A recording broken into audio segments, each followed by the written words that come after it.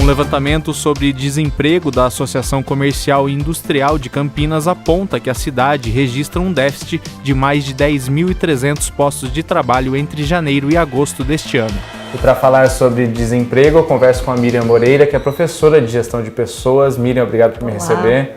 Por que está tendo essa onda de desemprego no país nesse último ano? Na verdade, não é no último ano, né? A gente sabe que isso começou bem antes. Tem alguns aspectos que agora é uma somatória e a perspectiva que a gente lê, ouve, estuda é que nós estamos chegando no fundo do poço. Isso vem de alguns anos, a gente compara dados, por exemplo, com 2015, já estava uma situação muito delicada e as causas, elas têm dois aspectos. Um que é o Brasil, há bastante tempo, tem um déficit de investimento em educação, de formação. Inclusive antes, quando o nível de emprego estava alto, às vezes você tinha as vagas, mas dentro de um processo de recrutamento e seleção, por exemplo, nas empresas, você não conseguia achar o profissional qualificado. Então já existia esse déficit de ter pessoas devidamente preparadas. E aí veio também a conjuntura econômica.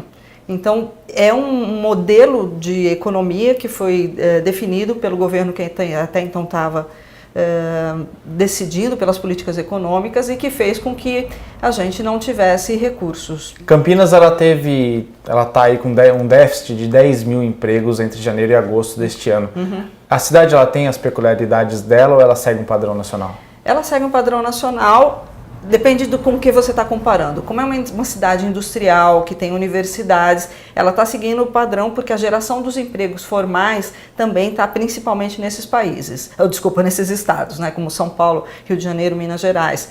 Então Campinas está dentro do mesmo padrão e eu acho que a gente pode levar em consideração exatamente as mesmas análises. Existem setores mais afetados?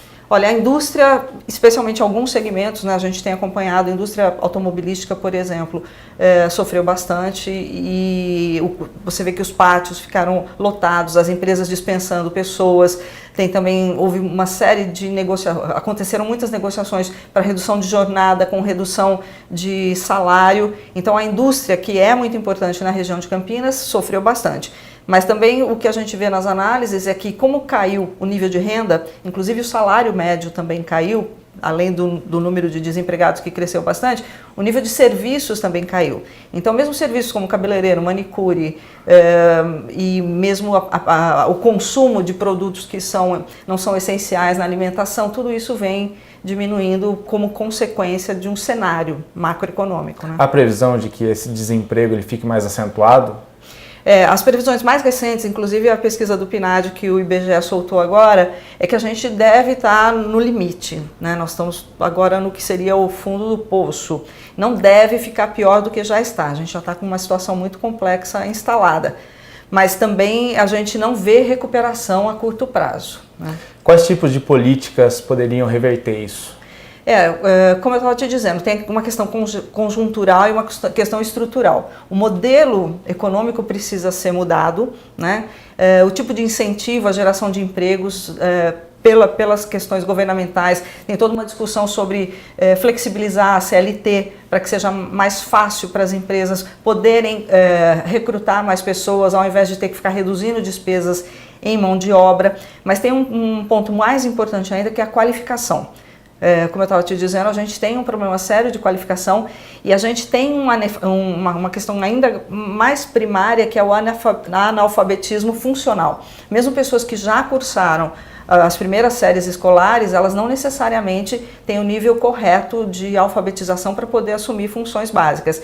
E aí a informalidade prevalece. Isso é cruel com os brasileiros e é cruel também, claro, aqui com os nossos colegas, pessoas, cidadãos aqui de Campinas, né? Essas questões aliadas com o desemprego, elas podem aumentar a desigualdade no país como um todo?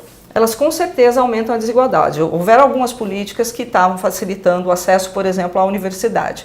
Então a gente viu uma onda nos anos recentes que fez com que um incentivo ao estudo, à graduação, à formação acadêmica viesse através do FIES e outras formas de financiamento do estudo universitário, mas esses incentivos também saíram agora. Então o que está acontecendo? As pessoas não estão conseguindo mais financiar o estudo, Então, quem tem um melhor poder aquisitivo pode dar um bom nível de educação para seus filhos. Mas quem não tem esse poder aquisitivo continua mantendo uma distância para os melhores empregos, que depende de uma melhor formação, né? Há uma previsão de tempo para o emprego voltar no patamar normal? O que eu acompanhei agora com a divulgação da nova pesquisa foi que a gente está nos níveis de 2013 e que não vamos piorar, como eu já te falei antes, porém a previsão de alguns analistas é que a gente só vai retomar o mesmo nível de emprego por volta de 2021. Nós estamos em 2016, final de 2016, então a gente vai assistir ainda a nossa volta, muitas pessoas que não vão conseguir retomar. E como eu te falei, mesmo que o nível de emprego melhore, tem um grupo de pessoas que não se preparou, não está com a formação adequada, que vai continuar dependendo da economia informal ou de empregos que não vão permitir uma renda que a pessoa tenha autonomia financeira para o seu sustento, né? Existe alguma saída para essas pessoas além do emprego informal e desses trabalhos um pouco menos bem remunerados? A saída sempre tem, né? A pessoa tem que acreditar que ela é capaz, que tem coisas que ela sabe fazer. Mas uma preocupação que eu especialmente tenho por causa das análises que a gente vem acompanhando é as pessoas ficarem desoladas. Elas procuram emprego e não encontram emprego.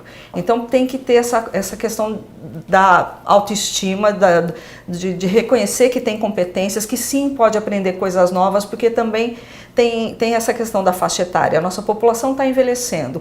E aí tem pessoas que estão desempregadas e não veem uma perspectiva de futuro porque até então não estudaram ou não buscaram um outro preparo para crescer profissionalmente. Mas tem sim, existem cursos sendo disponibilizados, existem muitas entidades que estão fazendo um trabalho muito bonito de formação, por exemplo, em informática, né? É muito difícil se você, com essa modernidade toda, né? Mesmo para uso de sistemas bancários ou internet e tudo mais, as pessoas às vezes não estão preparadas para isso. É possível achar saídas, então? É possível achar saídas. Eu acho que o desânimo não tem que acabar. E se você tiver perto de você alguém que está desanimado, não deixa, né? Porque eu acho que o papel da gente também, enquanto sociedade, é ajudar todo mundo a vencer esse período de desacerto, de desalento, né? E conseguir evoluir para uma situação melhor, para uma condição melhor, né? Tá joia, Miriam. Tá bom? Muito obrigado. Nada.